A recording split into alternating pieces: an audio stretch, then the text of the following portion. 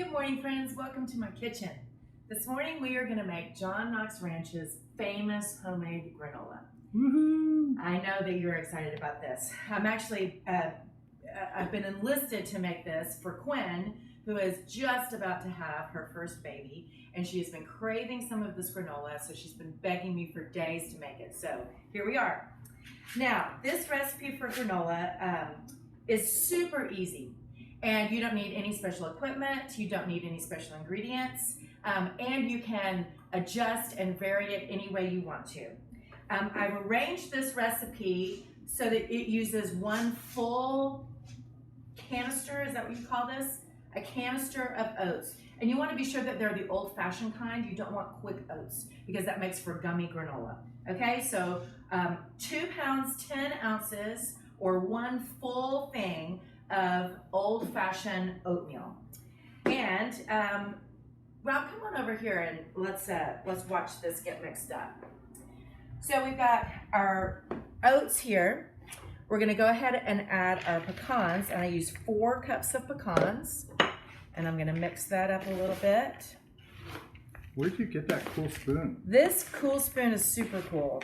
Henry Owen, the director at John Knox Ranch, made this spoon for me out of a pecan tree that fell on the ranch. And so I'm using it to make our granola. Now I'm adding a cup of brown sugar, and just like with the pecans, I'm just gonna kind of mix it up in there, mainly because I don't want any big clumps before I add my liquid. Okay, you really can't screw this thing up. You can't. If you undermix it, well, you'll have a few little lumps of sugar in there, big deal. If you overmix it, that's the only problem. If you overmix, then it will make your granola break apart and get gummy. But chances of doing that when you're doing it by hand are pretty slim.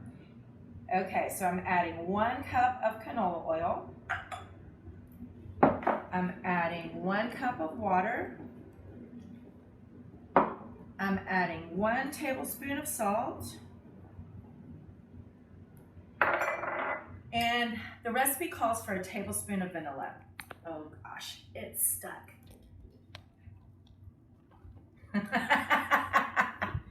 Here, honey, you do it.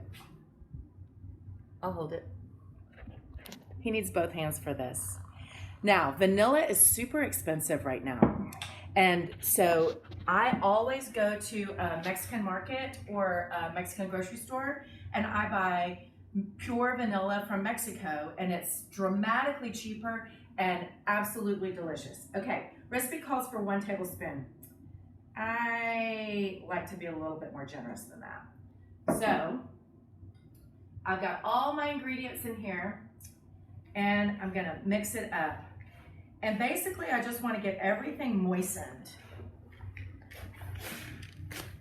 I want to get everything sort of coated in the water and the oil. We've already mixed the sugar up in there, so it's going to be, should be just fine. Do be careful with brown sugar because it clumps, you know, and so you don't want any just big old hard chunks of brown sugar in there. Brown sugar makes this so sort of warm and delicious. I like it a lot better than white sugar.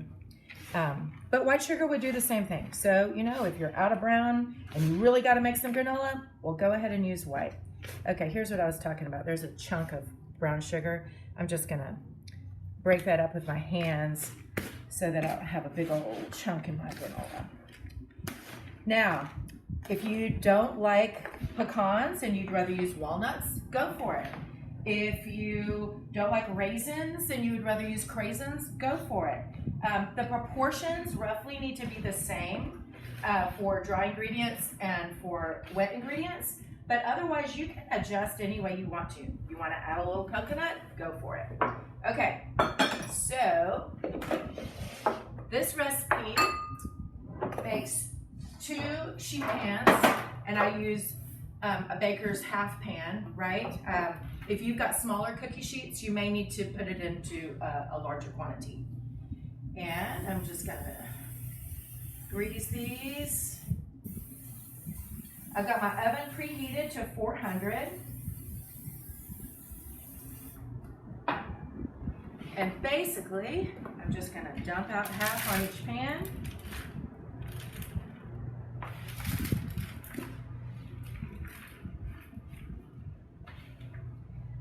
This recipe is completely gluten-free.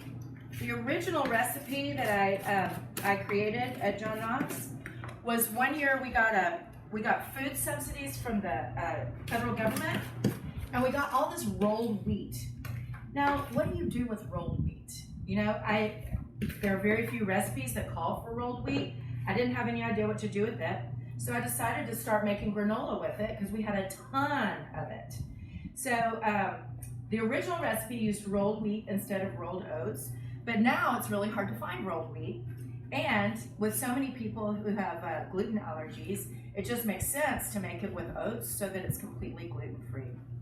Okay, so you can see I'm doing nothing special here. I'm just spreading it out on the pans, and I'm gonna stick it in the oven, and we'll see how long it takes. It usually takes maybe 20 minutes to bake.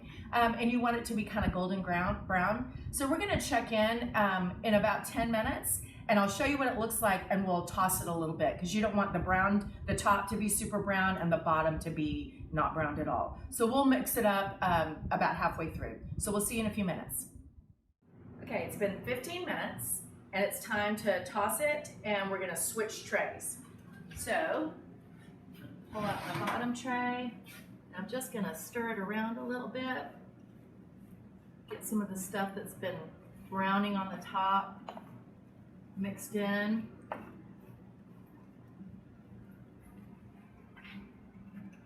Okay, I'm gonna put that one on the top.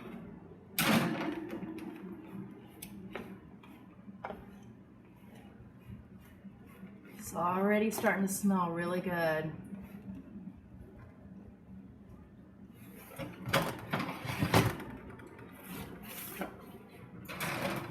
To do that about every 5 or 10 minutes until it's ready. And I think it's going to be more like 30 to 40 minutes that it needs to bake. So we'll check back in just a little bit. I just pulled them out of the oven, and aren't they beautiful? Okay, so baking time was right at 35 minutes, and I switched the pans. I switched them from upper tray to lower tray a couple of times and stirred them around a couple of times. So now we're adding the raisins. And again, if you don't like raisins, add whatever you want, whatever kind of dried fruit you want.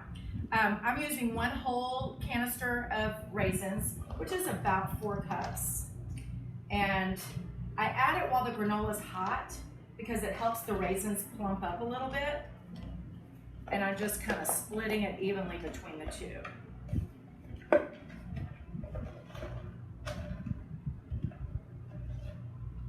Looks about right. So I'm just gonna break up the big clumps, and then I'm gonna stir it around, and then I'm gonna let it cool, and then I'm just gonna store it in plastic bags or a Tupperware container, anything that's airtight. And I like to store my granola in the freezer or the fridge. If you're making a great big batch like this for just your family, you may want to store it in the freezer because it'll keep for months. It keeps beautifully. And definitely the fridge keeps it fresher than just leaving it out at room temperature. So I'm just stirring in those raisins, making sure I don't have any giant clumps. And the warmth from the granola is gonna plump them up just a little bit. Oh, this smells so good. All that vanilla, those pecans, really, really fragrant.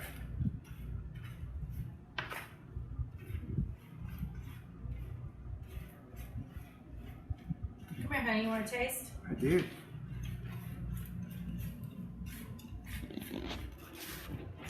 Can I just grab some? Yeah, just get a handful.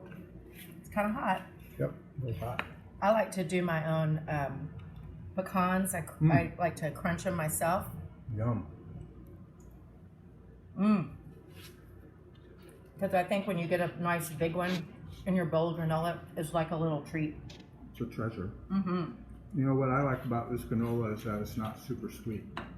It's got just enough sweetness, but it doesn't taste sugary at all. Yeah. And again, you can adjust any of your ingredients any way you want to. when you're making it. Coconut, raisins, anything you want. All right, that's some Ziplocs for a canister. You watch the granola, I'll be right back. Okay. They're rolling. Huh. Oh, that's Henry Owen. Hey, Henry. Hey, man, good morning. What you doing? Just here at camp. Getting ready for summer? Yes, ma'am. I just pulled a big batch of granola out of the oven. Oh, wonderful. Love that granola. Well, I'll bring you some a little later. And That is so good for summer camp. best part is I made it with my new spoon. Ooh. It stirred a mean batch of granola. Good. Well, I look forward to tasting it. All right, you take care. All right, thanks, Ben. Bye. Bye. All right, so you can store this as long as you need to in the freezer or the fridge. It's great with milk. It's great by itself. It's also great with a little yogurt, a little Greek yogurt.